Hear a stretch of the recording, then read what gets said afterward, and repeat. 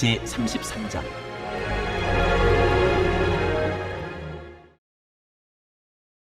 이스라엘 자손이 모세와 아론의 지휘를 받아 부대를 편성하여 이집트에서 나와서 항군한 경로는 다음과 같다.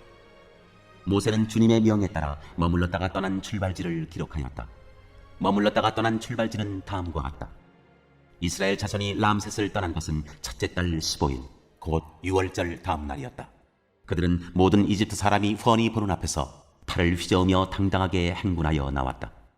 그때 이집트 사람은 주님께서 쳐 죽이신 자기들의 맏아들들의 장례를 치르고 있었다. 주님께서는 이집트 사람이 섬기는 신들에게도 큰 벌을 내리셨다.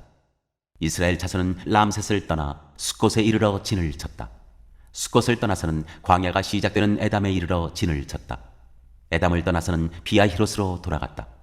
바알스본의 동쪽으로 가서 믹돌 부근에 이르러 진을 쳤다. 비아히롯을 떠나서는 바다 한가운데를 지나 광야로 빠졌다. 에담 광야에서는 사흘길을 들어가서 마라에 이르러 진을 쳤다. 마라를 떠나서는 엘림으로 갔다.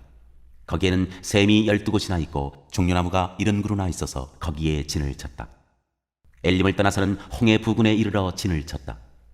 홍해 부근을 떠나서는 신광야에 이르러 진을 쳤다. 신광야를 떠나서는 돕가에 이르러 진을 쳤다. 돕가를 떠나서는 알루스에 이르러 진을 쳤다. 알루스를 떠나서는 르비딤에 이르러 진을 쳤다. 그러나 거기에는 백성이 마실 물이 없었다.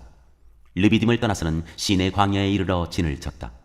시내 광야를 떠나서는 기브롯 핫다와에 이르러 진을 쳤다. 기브롯 핫다와를 떠나서는 하세롯에 이르러 진을 쳤다.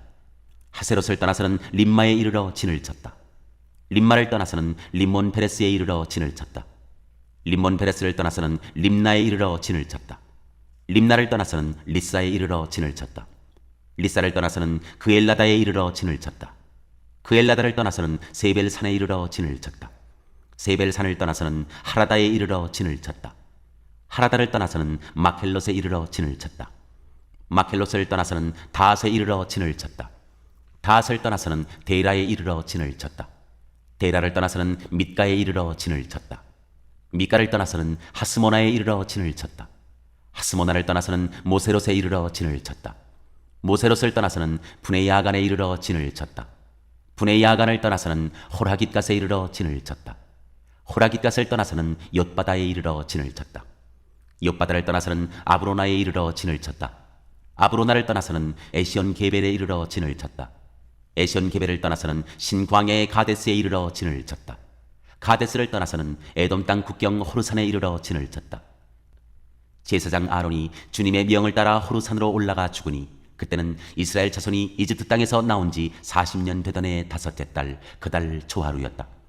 아론이 호르산에서 죽을 때의 나이는 123세이다. 가나안 사람으로서 가나안 땅 네겝 지방에서 살고 있던 아라스의 왕은 이스라엘 자손이 온다는 소문을 들었다. 이스라엘 자손은 호르산을 떠나서는 살모나에 이르러 진을 쳤다. 살모나를 떠나서는 분온에 이르러 진을 쳤다. 분온을 떠나서는 오봇에 이르러 진을 쳤다. 오봇을 떠나서는 모압 국경지대의 이에아바림에 이르러 진을 쳤다. 그 폐허를 떠나서는 디본갓에 이르러 진을 쳤다. 디본갓을 떠나서는 알몬디 블라다임에 이르러 진을 쳤다. 알몬디 블라다임을 떠나서는 느보압 아바림 산에 이르러 진을 쳤다. 아바림 산을 떠나서는 여리고 부근 요단 강가 모압 평야에 이르러 진을 쳤다. 요단 강가를 따라서 모압 평야에 친 진은 베데시못에서부터 아벨 시티메까지 이르렀다. 여리고 건너편 요단강가 모압 평야에서 주님께서 모세에게 말씀하셨다. 너는 이스라엘 자손에게 말하여라. 그들에게 다음과 같이 일러라. 너희가 요단강을 건너 가나안 땅에 들어가거든 너희는 직접 그 땅 주민을 다 쫓아내어라. 새겨 만든 우상과 부어 만든 우상을 다 깨뜨려버리고 산당들도 다 헐어버려라. 내가 그 땅을 너희의 소유로 준 것이니 너희는 그 땅을 차지하고 거기에서 정착하여라. 땅은 주사위를 던져 가족별로 나누어 가지도록 하여라. 큰 쪽에는 큰 땅덩어리를 유산으로 주고 작은 쪽에는 작은 땅덩어리를 유산으로 주어라. 주사위를 던져 나오는 대로 각자 자기 것으로 삼도록 하여라. 땅을 나눌 때에는 같은 조상을 둔 지파들끼리 나누어 가지도록 하여라. 너희가 그 땅의 주민을 다 쫓아내지 아니하고 너희와 함께 있도록 허락하였다가는 그들이 너희 눈에 가시가 되고 옆구리를 찌르는 바늘이 되어서 너희가 살아갈 그 땅에서 너희를 괴롭힐 것이다. 그뿐만 아니라 나는 그들에게 하기로 계획한 것을 그대로 너희에게 하겠다.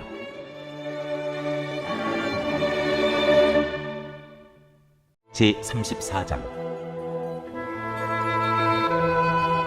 주님께서 모세에게 말씀하셨다. 이스라엘 자손에게 명하여라. 그들에게 다음과 같이 말하여라.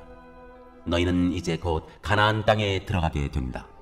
이 땅은 너희가 유산으로 받을 땅인데 다음과 같이 사방 경계를 정한 가나안 땅 전체를 일컫는다. 너희 영토의 남쪽은 에돔의 경계선과 맞닿는 신광야에서부터 시작된다. 그러므로 너희 영토의 남쪽 경계는 동쪽의 사해 끝에서부터 시작된다. 너희의 경계선은 아그라빔 비탈 남쪽을 돌아 신을 지나 가데스 바네아 남쪽 끝까지 갔다가 또 하살라달로 빠져 아스몬까지 이른다. 경계선은 더 연장되어 아스몬에서부터 이집트 국경지대의 강을 따라 지중해가 시작되는 곳까지 이른다. 서쪽 경계는 지중해와 그 해안선이다. 이것이 너희의 서쪽 경계가 될 것이다.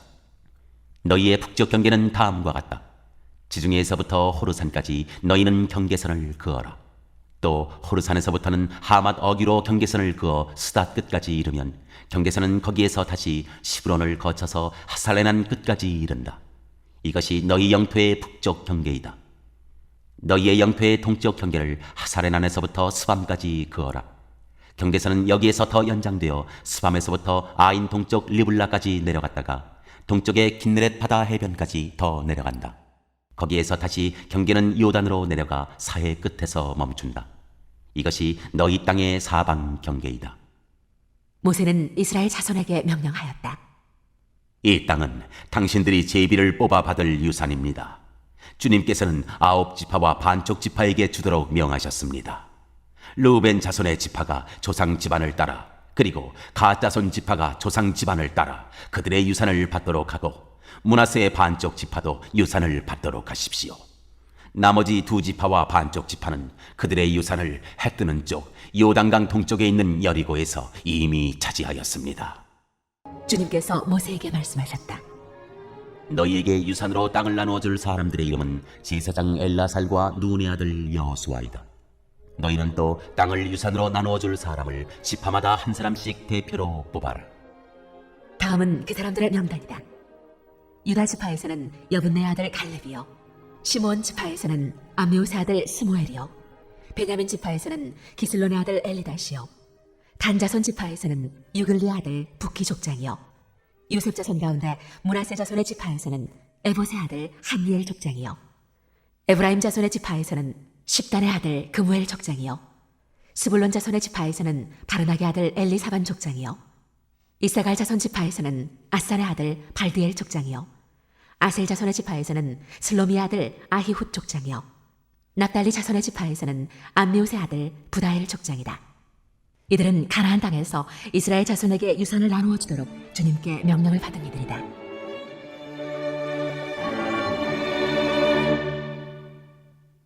제35장.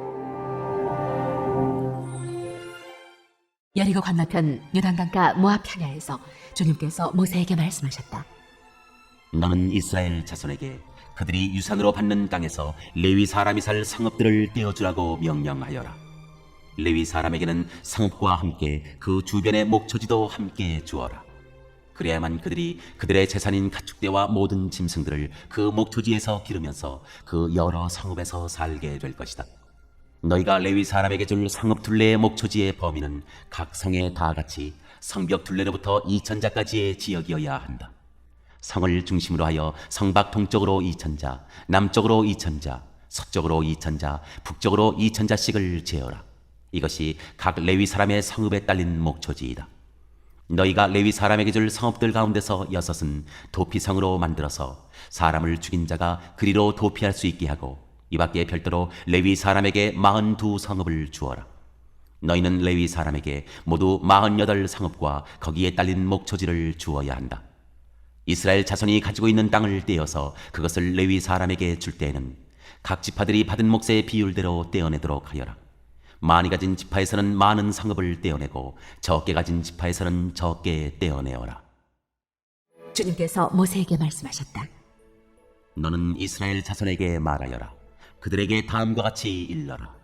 너희가 앞으로 곧 요단강을 건너 가나안 땅에 들어가게 되거든 성읍들 가운데서 얼마를 도피성으로 정하여 실수로 사람을 죽게 한 자가 그곳으로 도피하게 하여라. 그 성읍들을 복수자를 피하는 도피처로 삼아서 사람을 죽게 한 자가 회중 앞에서 재판을 받기 전에 죽는 일이 없도록 하여야 한다. 너희가 레위 사람에게 줄 성읍들 가운데서 이들 6성읍을 너희의 도피성으로 삼아라. 그 가운데 3성읍은 요단강 동쪽에 두고 나머지 3성읍은 가나안 땅에 두어 도피성이 되게 하여라. 이들 6성읍은 이스라엘 자손은 물론이려니와 외국인이나 너희와 함께 사는 본토인이면 누구든지 실수로 사람을 죽게 한 자가 도피하는 곳이 될 것이다. 만일 쇠붙이 같은 것으로 사람을 쳐서 죽게 하였으면 그는 살인자이다. 그러한 살인자는 반드시 죽여야 한다. 사람을 죽일 만한 돌을 들고 있다가 그것으로 사람을 쳐서 죽게 하였으면 그는 살인자이다. 그러한 살인자는 반드시 죽여야 한다. 만일 사람을 죽일 만한 나무 연장을 들고 있다가 그것으로 사람을 쳐서 죽게 하였으면 그는 살인자이다. 그러한 살인자는 반드시 죽여야 한다. 이러한 경우에 그 살인자를 죽일 사람은 피해자의 피를 보복할 친족이다. 그는 그 살인자를 만나는 대로 죽일 수 있다. 미워하기 때문에 밀쳐서 죽게 하거나 몰래 숨어 있다가 무엇을 던져서 죽게 하거나 원한이 있어서 주먹으로 쳐서 사람을 죽게 하였으면 그는 살인자이다. 그러한 살인자는 반드시 죽여야 한다.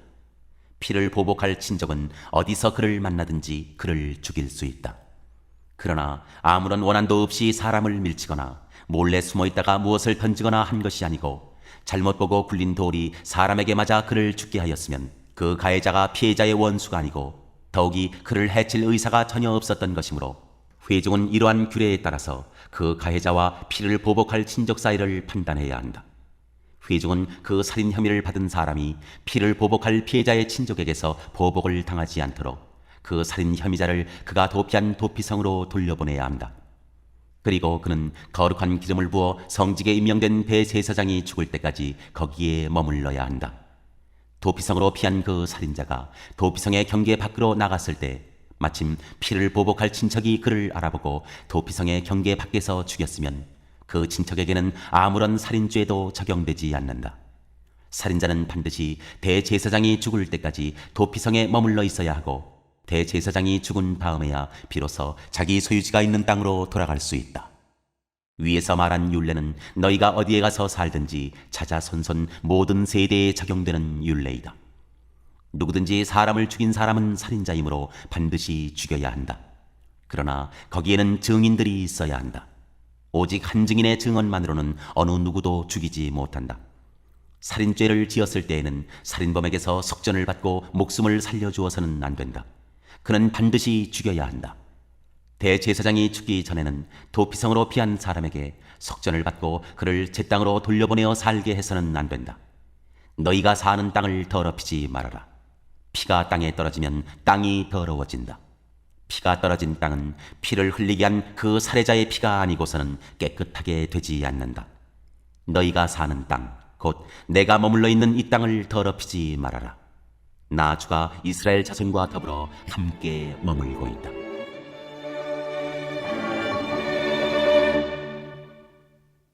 제36장